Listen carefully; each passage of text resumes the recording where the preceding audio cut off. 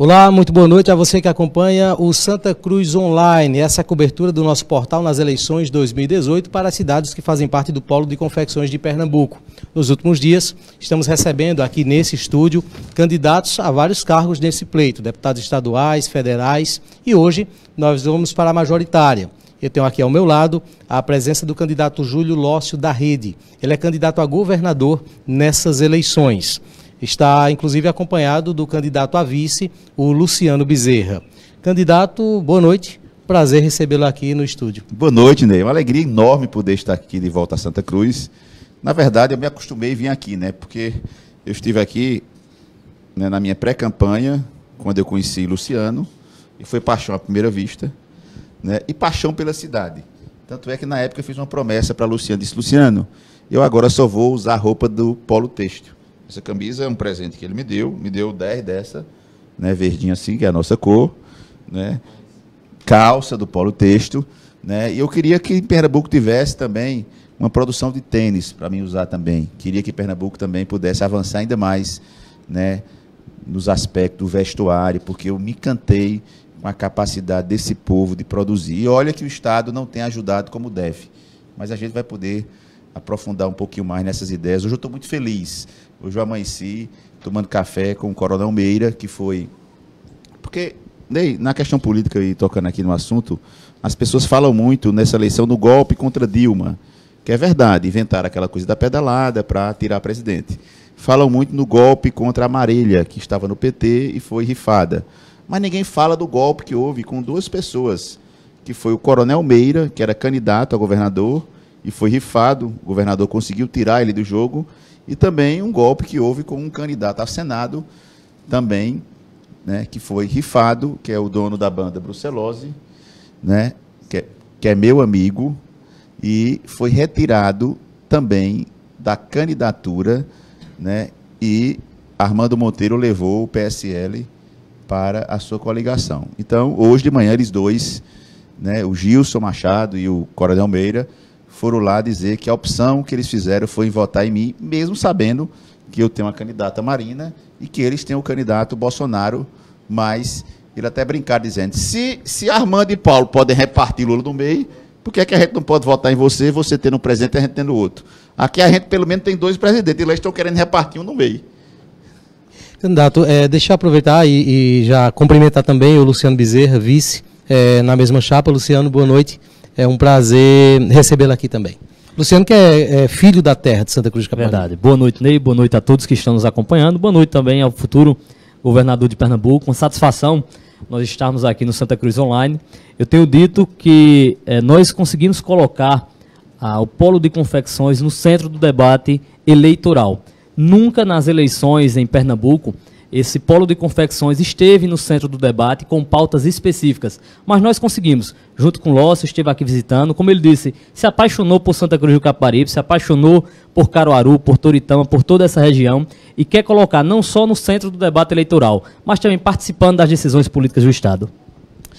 Lembrando que durante essa entrevista você pode mandar o seu comentário e a sua pergunta. Deixe a sua pergunta diretamente na página do Santa Cruz Online e a nossa equipe de redação estará repassando aqui para mim para que eu possa fazer ao candidato. As perguntas devem ser colocadas na página do Santa Cruz Online.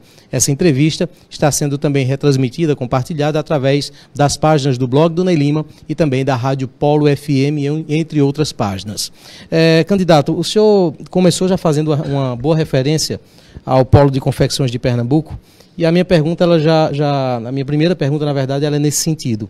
Eu pergunto o seguinte, o senhor é um candidato que tem origem em Petrolina, o senhor foi prefeito da cidade de Petrolina, e eu não tenho, o senhor me corrija se estiver errado, mas não tenho lembrança de movimentações suas aqui no Polo de Confecções antes do período eleitoral, ou antes da pré-campanha, da preparação para esse período eleitoral. Como é que o senhor vai garantir a essa população que o senhor conseguirá identificar os problemas do Polo de Confecções e as suas necessidades, sendo que o senhor tem uma trajetória política voltada para o sertão de Pernambuco? Olha, Ney, é uma boa pergunta e muitas vezes essa pergunta às vezes vem feita de maneira diferente a mim, já foi feita ontem, de maneira preconceituosa, porque me perguntaram se eu seria candidato a governador do sertão. Eu disse, não, eu sou governador de Pernambuco, eu venho do sertão. Mas ninguém pergunta a Paulo Câmara e Armando se eles são os candidatos de Recife. não é? Armando, Paulo, vocês são candidatos de Recife? Vão governar só para Recife? Em Recife, os jornais não perguntam isso, mas me perguntaram ontem se eu seria um candidato a governador do Sertão. Não, eu vou olhar para o estado inteiro. Agora, quero lhe dizer que eu vou ter um olhar muito especial para o Sertão e para o Agreste, que estão esquecidos nos últimos anos, porque os governadores de Pernambuco, nos últimos anos, saem todos de Casa Forte. Não saem nem de Recife, não saem nem da região metropolitana, não saem de Jaboatão, não saem de Paulista, não saem de Olinda, não saem de Recife, da Recife que a gente conhece, de fato, que não é a Recife da Casa Forte. Os governadores de Pernambuco, ultimamente, saem de Casa Forte de um complô que é feito entre aqueles que há 400 anos governam Pernambuco com um olhar voltado para a indústria da cana-de-açúcar, que já faliu faz tempo, que só gera um subemprego, que produz miséria. Agora, tem uma coisa engraçada em Pernambuco. Se um cidadão daqui de Santa Cruz, e já deve ter acontecido, quebrar, eu tenho aqui uma confecção. Já deve ter alguns quebrados, não já, Ney? Certamente. Bom, quando ele quebra, o que acontece com ele, Ney? Ele vai para o Serasa. Ele quer se matar. Ele não consegue pagar os estudos dos filhos. Ele entra em desespero. Na zona da mata de Pernambuco, não. Quando um usineiro quebra, ele vai para a Europa. Porque tem usina quebrada, mas não tem usineiro quebrado. Porque eles vivem sugando o Estado de Pernambuco e o Estado brasileiro com refinanciamentos.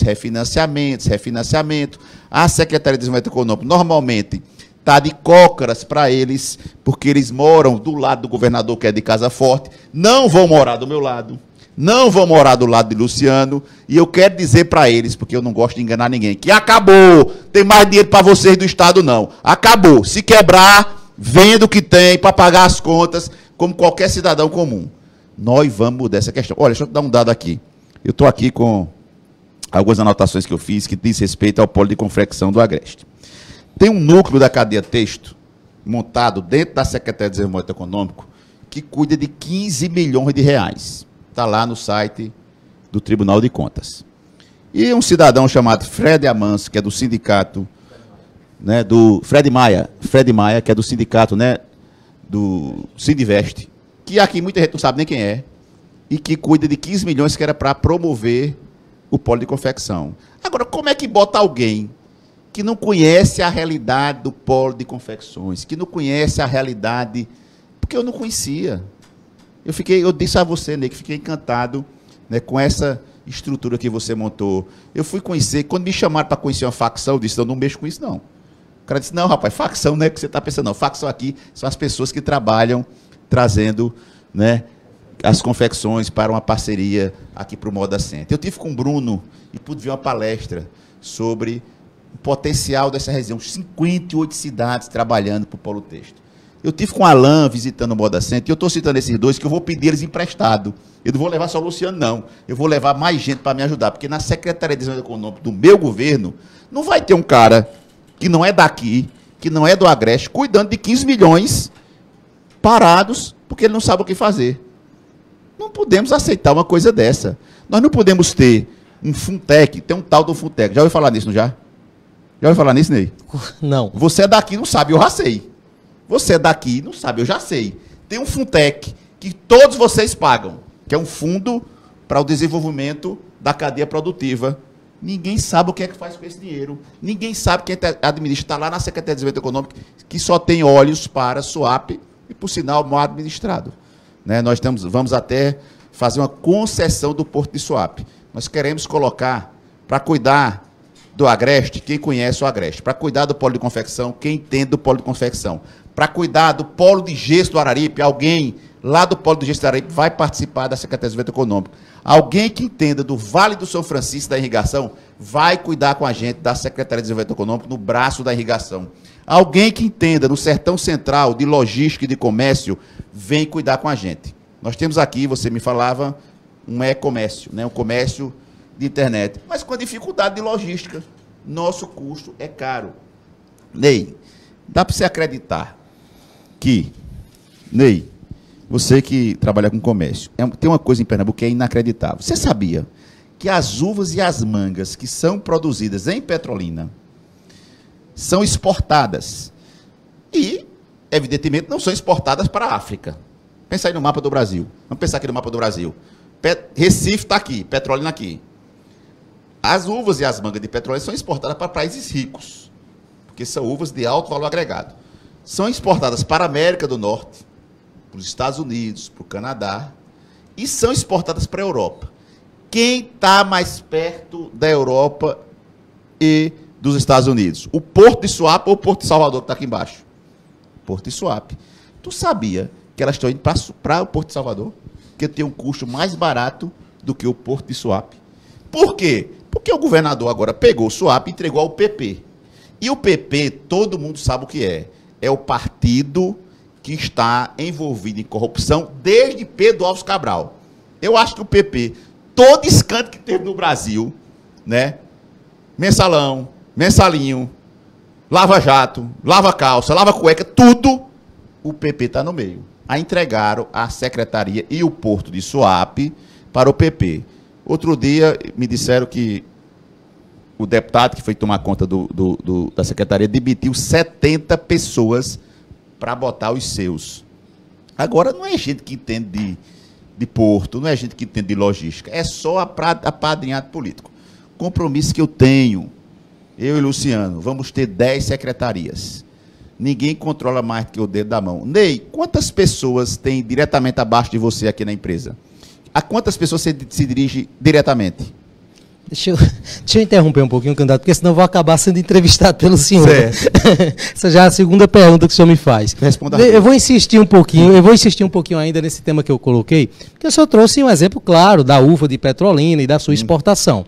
Mas, por exemplo, o senhor sabe que os canais de exportação para a confecção, para o polo de confecções de Pernambuco, e as dificuldades que os comerciantes, os empresários daqui enfrentam nesse aspecto, por exemplo, da exportação, regime tributário. Há uma briga constante nos últimos anos, isso houve com muita incidência entre o polo de confecções e os impostos que são pagos, as necessidades, as obrigações cobradas pelo governo. Houve um regime tributário, inclusive, específico para o polo de confecções. O senhor tem conhecimento dessas dificuldades? Tenho demais. Eu tenho falado muito com o Luciano sobre isso. Hoje, com sem falta modéstia, eu conheço mais do polo de confecção do que muita gente que está aqui. Eu pergunto isso, candidato, só interrompendo um pouquinho, porque você falou que em entrevista já lhe trataram como candidato do sertão. Não é isso. Falo isso porque passa essa impressão, e eu acredito que as pessoas daqui podem estar tendo também essa impressão, de que o senhor descobriu o polo de confecções recentemente, até pela forma como o senhor se reporta em relação ao encantamento. Quando eu descobri minha mulher, foi rápido, casei rápido. E estou com ela até hoje. Eu vou casar com vocês e vou ficar muito tempo junto. Mas foi recente mesmo, eu não posso mentir. O problema é que o governador nunca descobriu. Ele está aí há 4 anos e não descobriu. Eles estão aí há muitos anos e não descobriram o polo de confecção. Armando Monteiro está na cadeia produtiva da indústria há tantos anos e não descobriu o polo de confecção. O que é que ele fez como senador pelo polo de confecção? Você conhece alguma coisa? Você conhece? Terceira pergunta que o senhor me faz. Não, eu digo assim, eu estou pegando a você porque eu estou pegando ao internauta. Não tem. Isso daqui, como o Sertão Central, que tem empresas importantes de distribuição, como a Tupã, como a Heraldinho em Serra Talhada, ou em Floresta, como Amaro, como em Dormentes, que tem empresas gigantes de distribuição que geram muito emprego, não foram descobertas ainda por Pernambuco, pelo governo de Pernambuco. O polo de confecção não foi descoberto ainda verdadeiramente pelo governo de Pernambuco. O polo de gesso do Araripe, 97% do gesso do Brasil está no Araripe, não foi descoberto. Sendo eleito governador, candidato, em relação à exportação, toco nesse tema mais uma vez. Nós temos aqui milhares de empresas reunindo as cidades do polo de confecções. No entanto, nós temos poucas dezenas hoje que praticam a exportação. Quais são os canais, o que o governo do estado pode fazer para mudar essa situação? Eu sou craque nisso, porque eu vou poder pegar o povo de Petrolina, da minha terra, que sabem fazer exportação melhor do que ninguém no Brasil. Ninguém exporta melhor do que Petrolina. No Brasil, nós somos o maior exportador de uva e manga do Brasil. Nós exportamos uva de mesa mais do que o Rio Grande do Sul. Petrolina exporta. Então, nós vamos pegar o pessoal lá que tem capacidade de abrir mercado, pegar as pessoas que são especialistas em comércio exterior. Nós temos curso de comércio exterior na faculdade, na FACAP, que é a faculdade do município, né, que é uma autarquia municipal, e vamos trazer esse povo para a gente não reinventar a roda. Nós vamos dizer, olha, tem algumas coisas que eu quero exportar. Eu quero exportar essas roupas que eu estou usando. O governador só vai usar roupa de polo de confecção. Quando o governador vier me visitar, eu vou dizer, essa roupa aqui é produzida aqui. Quando eu for visitar um presidente fora do país, eu vou dizer, olha, essa roupa aqui é produzida lá por a gente. Quando eu for buscar essas pessoas, nós já vamos trazer um know-how que já existe para abertura de mercado. Os exportadores de Petrolina, nós temos uma fazenda em Petrolina, chamada Labronier, por exemplo, que é uma empresa francesa que abriu uma fazenda lá. Hoje está, inclusive, trabalhando com uma coisa que eu quero fazer com os presidiários. A gente tem na nossa proposta de governo o presídio de trabalho, que a gente pode detalhar um pouco mais depois, que vai ter um aqui, voltado para a confecção. Nós vamos fazer um presídio de trabalho aqui no Agreste para o preso aprender a mexer com confecção. Para quando ele sair da cadeia, ao invés de querer comprar um revólver, ele querer comprar uma máquina de costura. Ney, quanto é que uma pessoa pode ganhar com uma máquina de costura em casa por mês? 3 mil. Vai ganhar 3 mil conto e ver. Agora, ele também pode comprar um revólver, vai levar um tiro na cabeça. Paciência. Mas se ele quiser, ele vai ter a oportunidade de ter uma vida decente.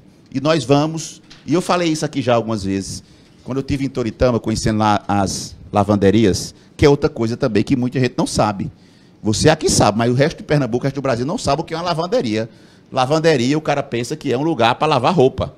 E essa cozinha do jeans, a fielzinho que sai do jeans, é feito na lavanderia. Eu estive na lavanderia lá de Céu Azul, de Célio, queria lhe mandar um abraço, irmão. Um caba decente e que tem uma dificuldade única, água. E nós sabemos que bem aqui, olha, ô Ney, esse negócio da água do Agreste é engraçado. Eu estava aqui, fui jantar aqui, e nós sentamos aqui numa roda, e chegou um cidadão e disse, Ney, quando você quiser interromper, interrompa, que eu falo demais, viu? Certo. Chegou o cidadão e disse, mas rapaz, Júlio, se aqui chovesse feito a mata, ou se aqui tivesse muita água feito o São Francisco, eu digo, vocês estavam lascados, vocês estavam mortos, porque se aqui chovesse muito, os avós de vocês estavam plantando arroz e feijão e criando vaca. E os pais de vocês tinham continuado criando vaca. E vocês estavam criando vaca. E leite é mais barato do que combustível. Era melhor fazer um carro a leite, porque leite hoje é mais barato do que 1 litro de gasolina, 1 litro de leite. Vocês estavam mortos. O que fez vocês desenvolver esse potencial na área de confecção foi exatamente a dificuldade da seca. Claro, agora nós precisamos buscar água. Mas no passado, essa seca foi ela que fez a avó de vocês, que estava lá costurando na máquina, olhar para o marido e dizer, ô abestado, vem cá, tu fica criando essas vacas, tu fica plantando arroz e feijão, e eu estou te sustentando com essa máquina. Vem aprender a costurar. E aqui, homem, mulher, menino, todo mundo costura. Que não é uma coisa comum em muitos lugares. Por quê? Porque houve a necessidade. A necessidade é que faz o homem. Mas agora nós temos que buscar água. Agora veja, Uricuri e Araripina ficam a 200 quilômetros do Rio São Francisco. Vai buscar água no Rio São Francisco. Em Pernambuco, nós temos um problema sério de chuvas e enchentes na Mata Sul. Palmares. Fica 80 quilômetros do Agreste. Por que nós não podemos fazer uma obra para resolver o problema de enchentes e proteger a Mata Sul e, ao mesmo tempo, essa água excedente que está sobrando lá, a gente trazer para o Agreste? 80 quilômetros. Eu estou lhe dizendo que a água que abastece Uricuri e Araripina vem a 200 quilômetros. Mas essa obra, candidato, não já seria a barragem de Cerro Azul, não? O governo prometeu com essa visão. A minha função é fazer o que Paulo prometeu e não fez. Prometer é fácil, o negócio é fazer. Você está acompanhando através do Santa Cruz Online a entrevista com o candidato Júlio Lócio. Mande a sua pergunta, deixe o seu comentário diretamente na página do Santa Cruz Online. Citar aqui alguns comentários que estão chegando através da nossa live. Gilzemar Pedro, ele diz o seguinte, Júlio Lócio é um cara batalhador e tem como seu vice um grande nome que é Luciano Bezerra, merece o voto. Um outro comentário do Edson Galdino. Vamos à luta, Júlio Lócio e Luciano Bezerra, Pernambuco precisa de vocês. Pergunta do José Neto. Qual a sua proposta para a segurança pública em Santa Cruz do Capibaribe? Zé Neto, eu confesso a você que eu fui me tornando um especialista na área de saúde, na área de educação, né Berg? Agradecer aqui a presença do nosso porta-voz, né, da rede de sustentabilidade. Fui me tornando um especialista nessas áreas. E em segurança eu tive uma experiência com a Guarda Municipal. Eu descobri que a Guarda Municipal teria que ter um papel mais efetivo na segurança pública do que já está se falando muito, que é de criar um sistema único de segurança, como ocorre com o Sistema Único de Saúde, com o Fundeb, que são recursos que vêm do governo federal, governo estadual, governo municipal, cada um com alguma atribuição. Hoje, em Pernambuco e no Brasil, existe um isolamento das guardas municipais. Alguns municípios têm iniciativa, como Petrolina. Eu não sei se Santa Cruz tem guarda municipal, né, mas elas estão isoladas. Ela já está armada, não serve. Guarda sem arma não serve. Para quê? Para o bandido olhar para ela correr? Guarda, eu não sou a favor de cidadão comum ter arma. A não ser o cara que tem uma fazenda, aí ele pode ter lá sua arma, uma arma de grande calibre, porque eu nunca vi ninguém com com a 12, nem com escopeta num bar. Então, eu tenho medo de um cidadão comum com revólver, né? Mas um cidadão que tem uma fazenda, tem lá a sua arma, registrada, bonitinho, e se ele tomar cachaça, ele não vai sair com a 12, né? Para tomar uma cachaça. Então, veja, Guarda Municipal tem que estar armada e bem armada. Eu armei nossa guarda em convênio com a Polícia Federal, nunca tivemos um problema. Com armas tasers, que é arma de choque, fizemos um quartel para a Guarda Municipal. Mas, na polícia, né, nós tínhamos pouco entendimento de como é que funciona por dentro. Hoje eu recebi o apoio do Coronel Meira, que era o candidato do PSL e do PRB a governador, e aí houve também o golpe do Meira. Tem o golpe da Marília, o golpe da Dilma, o golpe do Meira, é golpe para tudo que é lugar. Só não conseguiram dar golpe em mim. Me esqueceram, ainda bem que eu estava no Jumentim, mas esse povo foi pegar cavalo e tomaram o cavalo deles. O Jumentim está andando devagarzinho, que é a minha redezinha, né? Minha rede de sustentabilidade. Então, eu estou pegando o programa do Meira para a segurança pública e vamos executá-lo. Uma coisa que eu falei com ele. Primeira coisa, motivação da tropa. Você sabia, Ney, que o governador, por ser um homem de gabinete, e quando você está no gabinete, você não está perto do soldado, você não está perto do cabo, você não está perto do policial que está na viatura, você está perto de quem? Dos coronéis. Os coronéis, as estrelas. Os coronéis deram uma pressão do governador, ele deu um salário ao coronel e esqueceu a base. Teve soldado que teve um aumento de R$40. E o coronel em Pernambuco hoje ganha 26, 24, 23. A distância ficou muito grande. Eu não estou dizendo que o coronel não tem que ganhar bem, não. Não pode ter uma discrepância tão grande entre a cabeça e o corpo. Senão, fica um ET. Vocês lembram do ET? Como era a cabeçona desse tamanho e o corpinho. É assim que está a Polícia Militar de Pernambuco. Agora, quem é que está na rua protegendo as pessoas? São os cabeção ou são o corpinho dos soldados? São os soldados, são os sargentos, são aqueles que estão colocando a vida dele em risco, colocando a família dele em risco, porque se ele morrer, a aposentadoria para a mulher é desse tamanho e vai deixar 3, 4 meninos órfãos. Eu sou filho de uma viúva e eu sei o que é ser filho de viúva, e um policial militar tem uma chance muito maior do que qualquer um de nós de deixar a sua esposa viúva. Portanto, Ney, nós temos que, primeiro, repactuar essa questão salarial da Polícia Militar de Pernambuco, da Polícia Civil. Temos que melhorar a inteligência. O Coronel Meira, ele trabalhou muito com inteligência. Eu não sei se foi ontem que assaltaram o Banco do Surubim. A mina do... Quando foi? Essa semana passada. Me ligaram hoje do Jornal do Comércio perguntando sobre isso. 40 homens se juntaram, Luciano, e fizeram o assalto num banco, se eu não me engano, foi do Surubim. Foi um banco aqui do Agreste. Juntou os 40 homens. Dinamite, metralhadora, escopeta. Né? Alibaba e os 40 ladrão. Lembra até o PSB. Né? Alibaba e os 40 ladrão. Por coincidência, era 40 homens. Esses homens, Ney... Ô, Ney, me diga uma coisa. Tem um ditado que diz assim, ó, não existe segredo de dois. Já viu esse ditado? Não existe segredo de dois. Se você tiver um negócio que você não queira que ninguém saiba, não diga a ninguém. Não diga a ninguém. Porque se é alguém, tem o risco daquilo vazar. Como é que 40 homens se juntam? Porque 40 homens não cabem num carro. Cabe? Cabe num carro. Cabe em 2. Cabe em 3. Cabe em 4. 5 carros. Para caber 40 homens. Porque se botar mais, já vai parar, porque tem 6 pessoas no carro. Metralhadora. Escopeta. E a polícia, a inteligência da polícia não consegue identificar essa movimentação antes. Com todo respeito, às vezes a pessoa quer fazer alguma traquinagem, né? Tem gente que quer fazer alguma traquinagem e o povo descobre.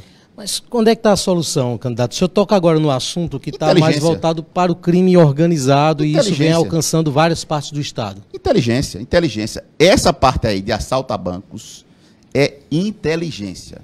Nós só descobrimos depois. Aí assalta o banco, dinamita o banco, aí lá vem as viaturas da polícia correndo atrás do bandido. Meu amigo, os caras já se prepararam, passaram 3 meses se preparando, estudaram as rotas, estudaram as fronteiras, estudaram as saídas.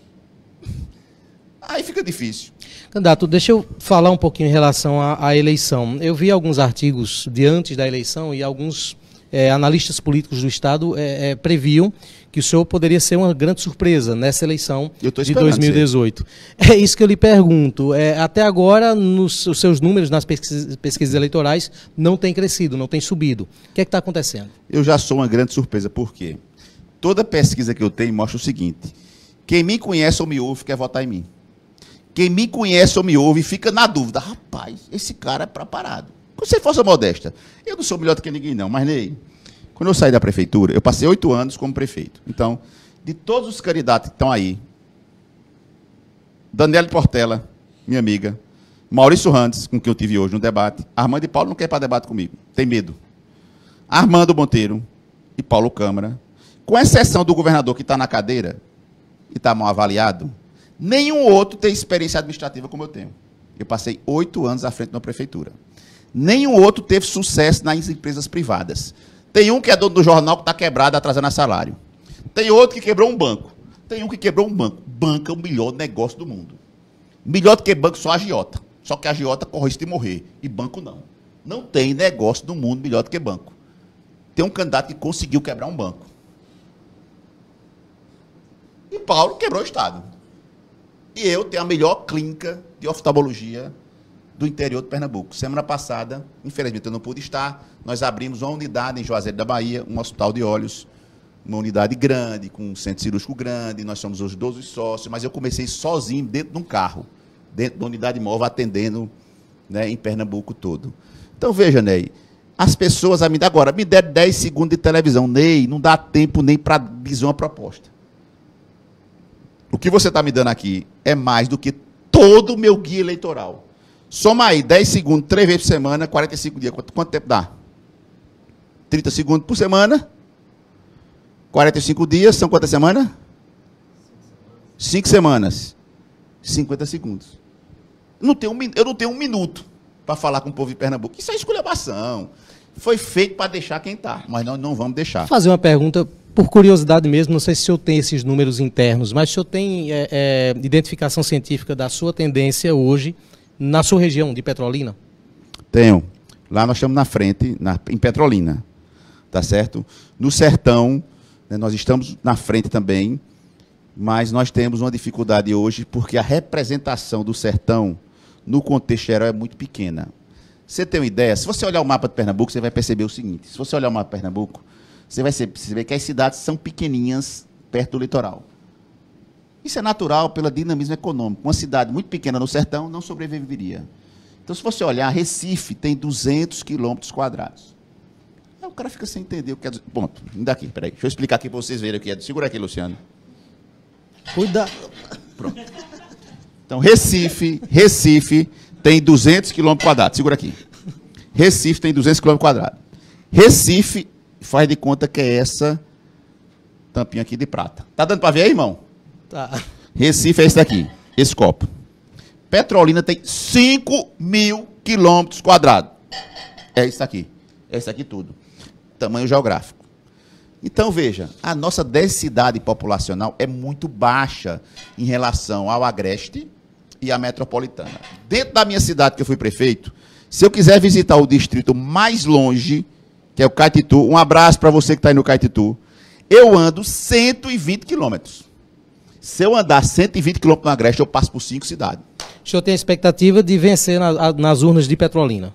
Eu tenho a expectativa de Não, vencer de em vencer no Pernambuco. estado, em todo o estado. Mas assim, vou mudar a minha vencer. pergunta. O senhor garante que nas de Pernambuco o senhor vai ser majoritário? Falo isso porque isso reflete diretamente a sua aprovação, a sua história, que está Eu lá. não posso garantir, porque é o povo que vai escolher. Eu tenho até dito assim. A gente está vendo aí Armando e Paulo puxando Lula. Um puxa para um lado, outro puxa para o outro. Eu estou até com medo de quebrar o coitado no meio. E eu tenho dito às pessoas assim, Ney, vou fazer pergunta de novo a Ney, né? Básico. Ô Luciano, meu querido vice-governador, quando você foi escolher sua casa, quem escolheu? Foi você ou foi Lula? Foi tu, né? Quando tu foi escolher tua mulher, quem escolheu? Foi Eduardo Campos ou foi tu? Quando tu foi escolher, Ney, tua esposa, tu é casado, Ney? Sim. Quem foi que escolheu? Eu. Quem escolheu o lugar que tu ia fazer a tua empresa? Também. Por que é que vocês vão deixar os outros escolher o candidato de vocês? Não deixe não, rapaz. Isso é um direito seu, só seu. É uma das poucas coisas que o cidadão tem que ele pode escolher sozinho. Porque até a mulher, às vezes, tem gente que dá pitaco. Essa mulher não presta, essa mulher presta, não sei o quê. Até isso o povo dá pitaco. A gente vai comprar uma casa, fica um bocado de gente, corretor, não sei quem. Rapaz, melhor essa. É a única coisa que você vai chegar sozinho na urna, olhar para ela e dizer, eu vou escolher. Eu não estou querendo que você me escolha, não. Não por isso. Eu estou querendo dizer que você avalie os candidatos. Lula está preocupado com os advogados dele para defender ele. Foi um grande presidente. O presidente Dilma, para mim, foi melhor do que ele. Porque eu fiz 15 mil casas com ela, eu abri 190 creches com ela. Mas ela não vai mandar no meu voto. Ela quer os votos dela lá em Minas. Eu não posso votar nela. Vocês não podem votar em Dilma. Vocês não podem votar em Lula. Vocês não podem mais votar em Eduardo Campos. Se eles fossem o candidato, tudo bem. Então escolha você. Você tem Júlio, você tem Armando, você tem Paulo, você tem Daniel Portela, você tem Ana. Você tem vários candidatos. Escolha você, rapaz. Fica o negócio de mandar os outros escolher por você, não. Porque depois você fica reclamando. Não presta porque tu deixou os outros escolher. Tu foi deixar os outros escolher para tu. Aí tu tá reclamando de quê? Escolhe tu. E aí tu vai poder reclamar, vai poder dizer que acertou, ou vai poder discutir as coisas. Você que está mandando os comentários através do Santa Cruz Online, nós vamos passar, inclusive, as perguntas ao candidato ao longo dessa entrevista. Cristóvão Silva, ele lança aqui um comentário. Já basta de Pernambuco ter sofrido com esses políticos que só pensam neles mesmo. Então agora é com Júlio Lócio, nosso governador de Pernambuco, comentário do Cristóvão Silva. Uma pergunta do Anderson Silva. Na verdade, parte dela já foi respondida.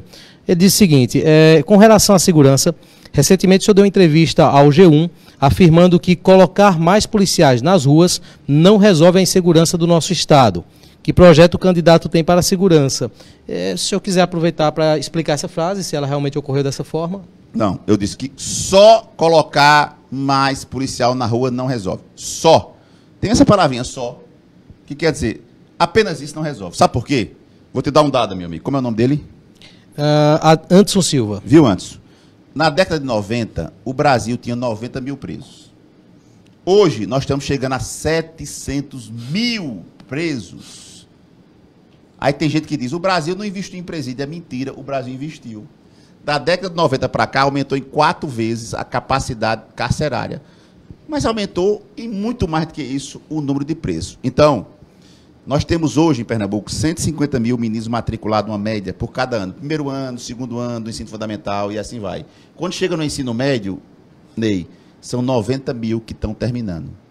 Isso significa que nós temos 60 mil crianças todo ano saindo do sistema. Se você pensar entre 15 e 25 anos, são 600 mil jovens, Luciano, que não têm a oportunidade que você teve, que não têm a oportunidade que eu tive, que não tem a oportunidade que Ney teve. Nós três não viemos de vida fácil. Eu tenho certeza disso. Você construiu o seu caminho, mas teve uma mãe e um pai que pôde lhe orientar. Eu tive minha mãe que pôde me orientar, estudei em escola pública, mas minha mãe fez o esforço. Luciano tem uma vida, teve que fazer faculdade em Campinas, teve que fazer faculdade em Caruaru, e conseguiu sucesso empresarial como você, como eu, e como tantos outros, poucos, porque a maioria, esses 60 mil que todo ano sai, caminham para a morte. Todo mês em Pernambuco há um avião cheio de gente, 100 homicídios por semana. É algo inaceitável.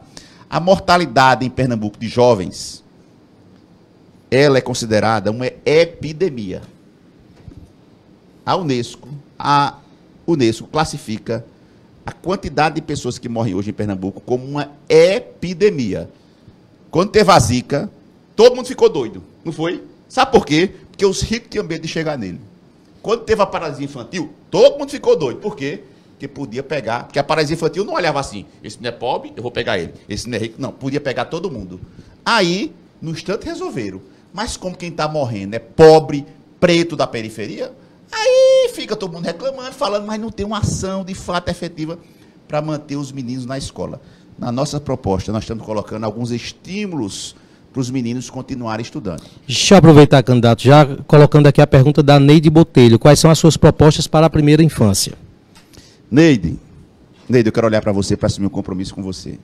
Na mesa do governador, vai ter um espaço assim, reservado, para a educação infantil. Eu vou cuidar pessoalmente da educação infantil, do pré-natal aos 6 anos. Eu vou cuidar pessoalmente. Luciano, que está aqui, vai cuidar da questão orçamentária, estudar como é que reduz tributo. Vai ser ele, vou aperrear ele por isso. Agora, eu vou cuidar pessoalmente do 0 a 6, do pré-natal do 0 a 6.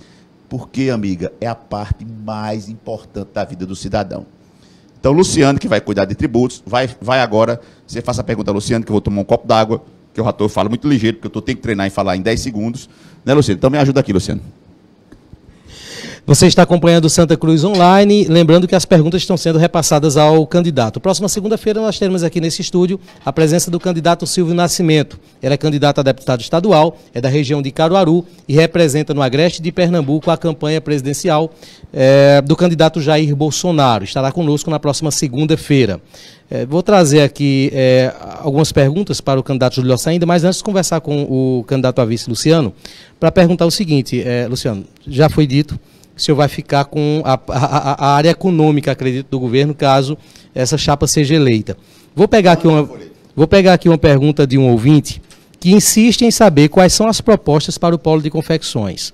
Porque foi falado de dificuldades, mas acredito que ainda não ficou claro para a população, as pessoas que estão nos ouvindo, em relação à proposta de fato, que possa ser direcionada especificamente para o polo de confecções.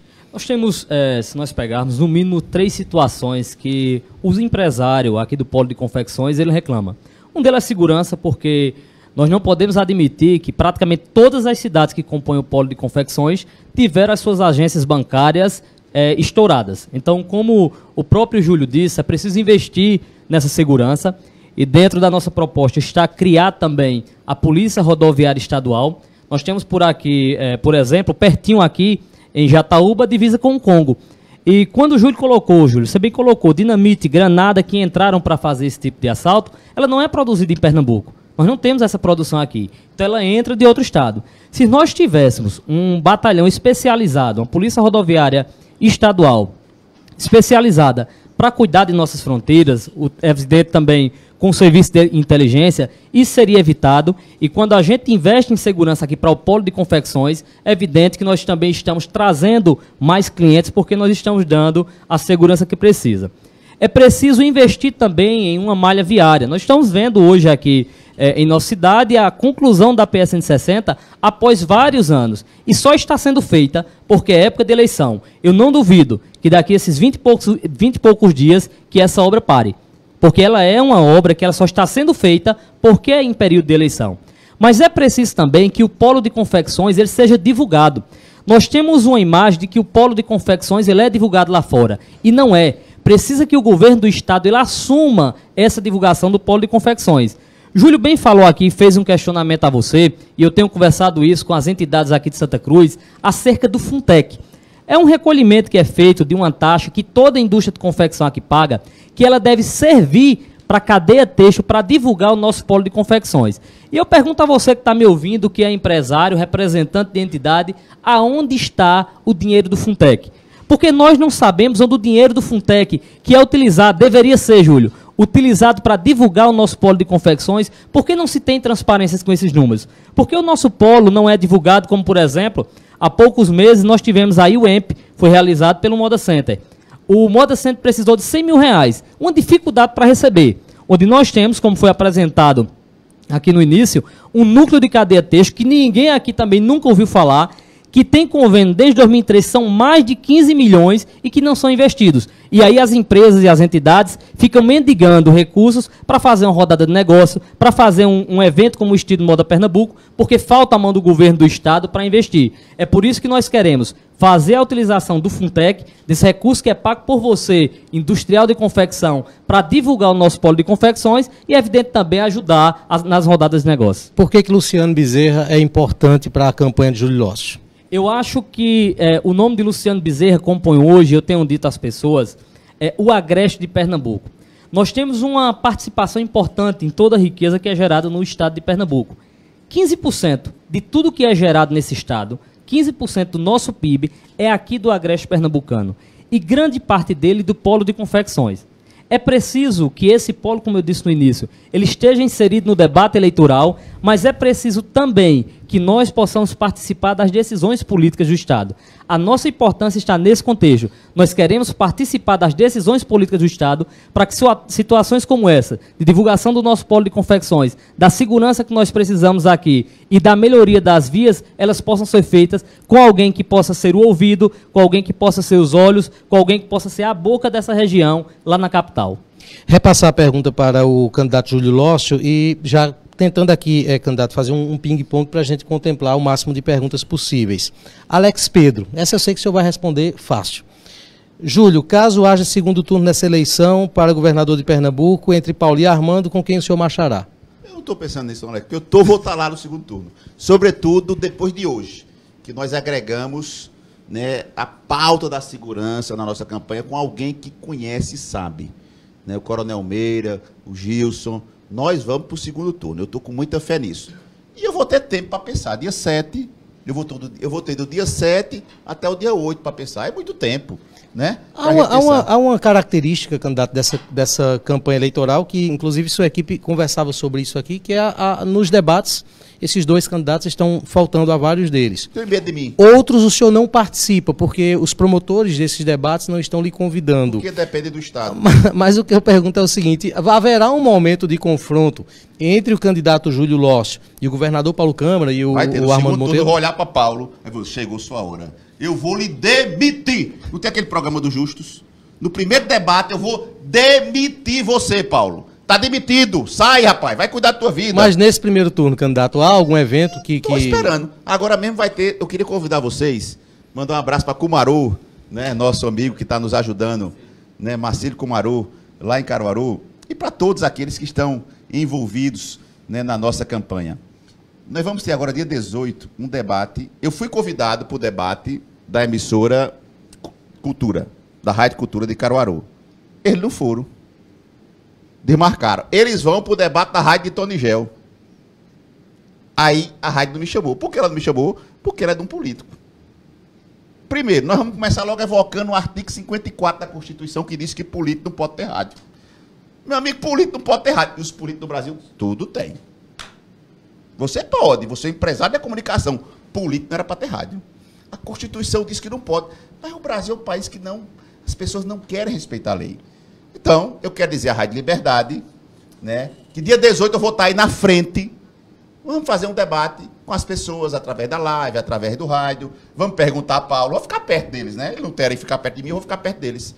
Então, eu quero convidar o povo de Caruaru para dia 18, a gente ir lá para frente do debate, para a gente montar lá a estrutura da nossa live. Eu não tenho essa câmera dessa, vai ser com celular. Mas nós vamos montar a estrutura e vamos conversar com eles, pelo menos, pertinho deles. Para eles sentirem meu cheiro, porque no segundo turno eu vou estar. Você vai me ajudar a demitir o governador no segundo turno. Valdir Silva, pergunta o seguinte, queria saber como você vai lidar, como você lida sobre o IPVA. Nós temos algumas propostas. O meu vice é um craque, um craque. Eu cheguei para o meu vice e disse, Luciano, tem duas categorias que eu gostaria de dar um estímulo, porque elas geram emprego e muito emprego. Elas geram fomento para a economia local e nós não temos ainda ajudado elas. Pelo contrário. Ele disse, quem é, Júlio? Eu digo, os mototáxis, emprego. Motoboys, emprego. Motofretes, empregos. E as vans, e aqui tem muito aquelas Toyotas, que levam as pessoas das pequenas cidades para as médias e grandes cidades. Luciano me disse, Júlio, eu estou com uma ideia boa aqui. Nós vamos fazer uma isenção do ICMS para eles, porque não tem para o táxi. Vamos fazer para eles. E vamos dar uma isenção de IPVA por 5 anos. Eu disse, mas Luciano, e o dinheiro vai vir de onde? deixa comigo, estudou quanto eles consomem de combustível. Cada moto traz de volta dos 23% do ICMS que ela consome, está na nossa página já, e nós já estamos com isso publicado, assinado e dizendo de onde é que vai vir o dinheiro. Luciano fez as contas, os 23% do ICMS que o mototáxi paga, você que é mototáxi, você traz para o Estado todo ano R$ 3.600 de ICMS do combustível. Então, eu chamo isso de isenção inteligente.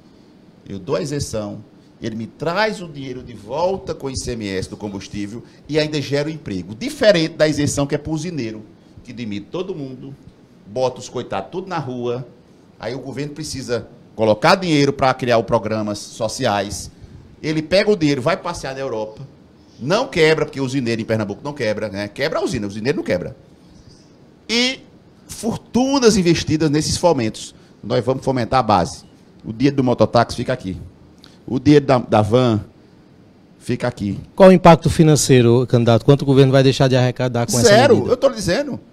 Eu vou dar isenção e vai vir do consumo de combustível, que mas o consumo de combustível, candidato, já há nos dias de hoje. Vai aumentar. Esse dinheiro já entra. Ele vai aumentar. É isso que eu estou te dizendo. Na hora que eu for aumentar, nós vamos aumentar o número de mototáxis, o número de vans. Nós vamos garantir para o cidadão, Ney, nós vamos garantir para o cidadão também a renovação da frota, das vans e das motos. Por quê? Quando o indivíduo chegar com 5 anos, ele vai olhar e vai dizer, rapaz, se eu ficar com essa moto ou ficar com essa van, para o ano eu vou pagar IPVA. Eu vou trocar essa bicha. Que eu não vou pagar ICMS, eu vou trocar ele. Aí, trocando ela, trocando a moto e trocando a van, eu vou criar emprego na indústria. E nós vamos atrair uma fábrica de moto para Pernambuco com essa medida. Eu não tenho dúvida disso. Deixa eu te falar outra coisa. O governo, ele precisa ter um entendimento que ele não pode ser um cobrador de imposto. A função do governo, se fosse cobrar imposto, não era governo, era auditor. A função do governo é porque Paulo tem a formação de auditor. Ele é do Tribunal de Contas, o negócio é fiscalizar. E a formação dele como secretário da Fazenda foi cobrar. Eduardo dizia, vai arranjar dinheiro, vai arranjar dinheiro. Tem que dizer isso mesmo para o secretário da Fazenda. Mas a visão do governador não pode ser de um cobrador, tem que ser do empreendedor. Então, deixa eu te dizer uma coisa. De uma maneira muito simples. Eu posso ter uma galinha dos ovos de ouro. Eu posso ter uma galinha que ponha 10 ovos de ouro. E eu posso ter 10 galinhas, cada uma pondo um ovo de ouro. Quanto é que eu vou ter de receita? 10 ovos de ouro. Tanto aqui, quanto aqui. Então, a receita é a mesma. Qual é a diferença? Se eu tiver 10 galinhas, traduza-se, emprego, eu vou ter 10 empregos. Se eu tiver uma galinha, um emprego. Se eu tiver uma galinha e ela morrer, eu perdi minha receita toda. Se eu tiver 10 galinhas de ovos de ouro e cada uma com ovo, se morrer 2, eu ainda tenho 8. A visão do atual governo é predatória. As pessoas, quando passam um auditor, as pessoas ficam todas se tremendo no comércio. Todo mundo com medo. Não pode ter essa relação de medo de quem dá dinheiro para o Estado. Quando chega um cliente meu na minha clínica, eu fico feliz. Nem ele está com medo de mim, nem eu estou com medo dele. Eu cobro um preço justo a ele para operar a catarata dele. Eu cobro um preço justo a ele para fazer um transplante de córnea nele. E assim nós vamos ter uma troca de um jogo de ganha-ganha. Hoje, o jogo é ganha para o Estado. Não se admite, Ney, que uma empresa pernambucana, e eu vou citar uma, porque eu tive com os donos dela semana passada em Serra Talhada, no CDL. Tem 2 caras que são empreendedores que abriram uma das maiores empresas do Brasil na área de comércio, que é a Tupã. Você vai falar da Tupã, né? Tupã que tem Recife, a Tupã é de Serra Talhada. A sua unidade é lá. Sabe onde é que eles estão abrindo o CD dele? O centro de distribuição? No Maranhão. Vão abrir outro no Piauí. Vão abrir outro na Bahia. Porque os governos dos outros estados atraíram eles, oferecendo a eles condições favoráveis. Porque ninguém perde o que não tem. Ninguém perde o que não tem. Candidato, vou mais uma vez pedir para ser breve nas respostas, para a gente tentar contemplar aqui o máximo de pessoas. São muitas perguntas que estão chegando. Me interrompa que eu falo. Leandro Queiroz, qual a sua proposta para o Polo de Confecções? Já citamos isso aqui, certo? Mas só relacionando aqui a pergunta do Leandro. Nivaldo Alves. Júlio, qual a sua proposta para Taquaritinga do Norte sobre a questão da seca? Olha, outro dia me perguntaram, eu estava em Serra Talhada semana passada, num debate lá no CDL, e a Rede Globo lá me fez uma pergunta. Como é que o senhor vai combater a seca? Eu digo, eu não sou idiota. não se combate seca. Nós temos que usar da nossa fraqueza para transformar isso em fortaleza. Tem um livro muito interessante que diz o seguinte, Ney: sua fraqueza pode ser sua fortaleza. E tenha cuidado, porque sua fortaleza pode ser sua fraqueza. Por que é que Dilma foi escolhida como candidata de Lula? Por algumas fraquezas que ela tinha. Incrível isso. Então veja, qual é a nossa fraqueza? A seca, né? A falta de chuva. E o que é que produz isso? O sol. O sol, inclemente, né? Como diz a música de Luiz Gonzaga, né? Mandou 5 anos de seca e uma chuva de cada vez. É assim mesmo, daqui para baixo, é assim mesmo. É 5 anos de seca e uma chuva de cada vez. Nada progride dependendo de chuva. Nada. Então é teimosia plantar achando que vai colher com chuva. Ou nós temos um programa de irrigação, como tem no Vale do São Francisco, ou nós mudamos o foco. O polo mudou o foco. O polo não está preocupado se chove em relação à sua produção de confecção. O polo precisa de água para movimentar a sua economia e nós vamos buscar água aqui, bem aqui, na mata, que tem muita. Né? Agora, o que é que nós queremos fazer? Nós temos um projeto na nossa plataforma de governo chamado Roça Solar. Roça Solar. O que é isso? Nós vamos financiar, abrir uma linha de crédito em parceria com o BNDES e com o Banco Nordeste, no FNDE, que já existe. Não estou inventando nada. Na Sudene tem um fundo cheio de dinheiro e não está conseguindo emprestar, porque a maioria das pessoas que pegaram estão inadimplentes, porque pegaram para plantar arroz, feijão e perdem. Aí não pode pagar. Nós vamos criar com um fundo garantidor, que é a própria estrutura, e vamos financiar uma unidade de placa solar. São mais ou menos 20 placas solares, para produzir R$500 de energia por mês. R$500 de energia por mês. Mas esse cidadão, né, que vai ter essa placa, que vai ser mais ou menos essa área aqui, esse cidadão que vai ter mais ou menos esse quarto aqui de placa solar, ele é aquele cara que cria vaca, mas não gosta de leite. Quem cria vaca e não gosta de leite, o que é que ele faz com leite? Vende. Vende. Então ele vai vender energia solar. Ele vai vender para quem? Para o Estado brasileiro. Para Pernambuco. Ney, a Compesa gasta 15 milhões de reais de energia por mês. Todo mês a Compesa dá a CELP 15 milhões. A Compesa não vai fazer mais isso.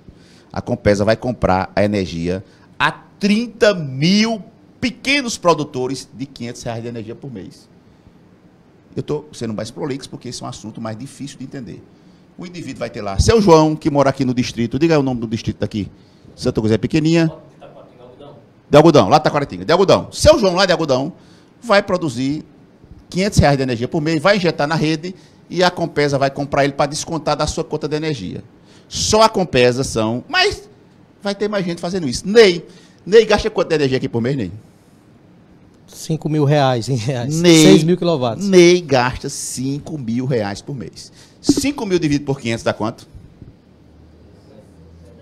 10. Contador tem que ser bom de matemática, né? Ney vai poder comprar a 10 produtores de Santa Cruz R$500. Então, em vez de Ney pagar a CELP, Ney vai pagar R$500 a 10 produtores e vai descontar da sua conta. Agora, por que Ney vai fazer isso? Porque eu vou lhe oferecer um estímulo tributário. Você vai pagar um pouquinho menos de imposto. Não é muito não, porque você já tem muito dinheiro. Vai pagar um pouquinho menos para você aderir a esse programa. Porque também eu tenho que oferecer alguma coisa ao empresário. E aí nós vamos buscar os empresários para ir participando desse programa e vamos fazer a maior plataforma solar do Brasil em Pernambuco, porque nós teremos demanda. Nós teremos demanda. A Prefeitura de Santa Cruz, o prefeito não vota em mim, mas ele vai participar, porque ele vai ser tratado republicanamente. Eu sofri que só a peste, o governador não me recebia. Eu vou conhecer o Palácio quando eu ganhar a eleição. Deixa eu adiantar aqui, candidato, as perguntas. Eu fui 8 anos prefeito. O senhor tem agora 1 minuto para responder cada pergunta, porque já estamos chegando no finalzinho da entrevista.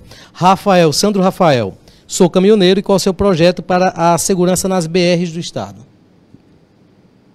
Eu não posso te enganar. Eu vou provocar o governo federal e vou criar a Polícia Rodoviária Estadual. Então, quando você tiver numa BR, aí, meu irmão, é a Polícia Rodoviária Federal que o governo não manda. Mas quando você entrar numa PE, nós teremos a Polícia Rodoviária Estadual. Uma outra pergunta sobre segurança, Diego Miguel Lócio, caso seja eleito, o que você vai fazer para diminuir a entrada de drogas e armas no Estado? Boa pergunta. Polícia Rodoviária Estadual para cobrir as nossas fronteiras que estão aqui mesmo, não é, aqui mesmo, nós temos a PE, que a Polícia Rodoviária Federal não pode atuar. Não é que ela não queira, ela não pode pela lei. E aí o cara entra e sai com droga aí para Paraíba do jeito que ele quer. Jefferson Santana de Oricuri, o que o senhor pretende fazer em relação ao abastecimento de água no sertão, tendo em vista que o abastecimento não dá mais conta da demanda? Nós temos que ampliar, né? Eu estava falando aqui, né, que vocês aí em Oricuri recebem água do São Francisco. E aqui nós estamos com dificuldade porque não estamos recebendo, né, a água que podia vir aqui de 80 quilômetros. Existe um projeto, mas projeto todo mundo tem, né? Gastaram uma fortuna aqui, né, nas enchentes para fazer as barragens, né? Prenderam os coronel. Polícia Federal foi para dentro do palácio, está um rolo danado, porque usaram o dinheiro das barragens, a gente não sabe para quê, e essas barragens hoje podiam ser a garantia hídrica para o Agreste. Nós precisamos ampliar a água para o sertão do São Francisco, doar para o sertão do Araripe. Tem um projeto que dia 1º de janeiro eu tenho que assinar, que é o projeto do Canal do Sertão, porque esse projeto foi desenhado por um homem que me ajudou muito na vida pública. E é capaz dele vir me buscar aqui se eu não fizer isso, que ele já morreu. O deputado Oswaldo Coelho é o projeto do Canal do Sertão, que ele nasce no São Francisco e ele corta o município de Afrânio, Dormente, Santa Cruz, Santa Filomena, chega a Araripina, Oricuri, Bodocó, e ele chega em Cedro, Pernambuco, já fazendo fronteira lá com o Salgueiro, que já recebe por outro braço. Então, isso vai garantir segurança hídrica para o polo gesseiro do Araripe, que tem um potencial econômico gigante. Nós temos uma mina, um ouro branco, que é o gesso, com o povo pobre, porque falta garantia hídrica. Então, há pouco tempo, instalou-se uma empresa de beneficiamento de gesso, onde? Em Petrolina, Lafarge.